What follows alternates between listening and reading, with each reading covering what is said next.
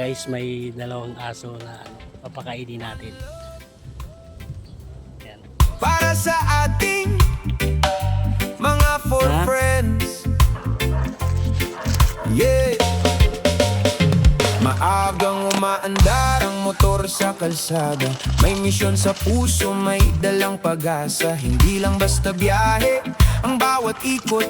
May pagkain para sa asong naliligaw sa sulok. Kahit mainit o umuulan sa daan, hindi napapagod ang pusong may dahilan. Bawat buntot na masayang kumakaway, sapat na kapalit sa bawat sakripisyo't lakbay. Hindi kailangan ng malaking pangalan, pagmamahal lang ang tunay na kailangan. Sa simpleng pagtulong sa bawat araw, pag-asa ang siyang naipaparamdam. Yan.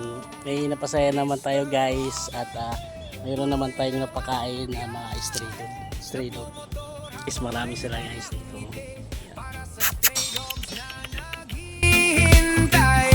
Pagmamahal ang tunay na alay.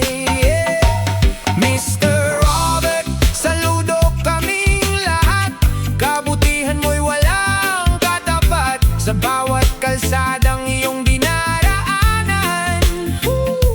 May pag-asang muling nararamdaman. Yeah, yeah. May tahol na masaya sa bawat paghinto. May mga matang puno ng pasasalamat, totoo. Hindi man sila makapagsalita, ramdam ang saya sa bawat biyayang dala.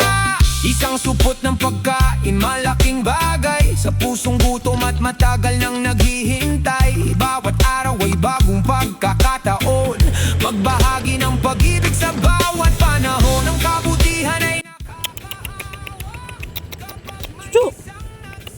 Ayun ka. sama nating alagaan mga asong gala sa ating pamayanan. Yeah! Mr. Robert, tuloy lang ang misyon. Pagmamahal ang iyong inspirasyon sa bawat ikot ng motor sa lansangan. May buhay na napapasaya at Ikaw dali. Daya. Hindi ikaw kasi. ikaw ay inspirasyon. Sa simpleng gawa may malaking layo. Huwag mo kasi lapitan. May pag-asa ang bawat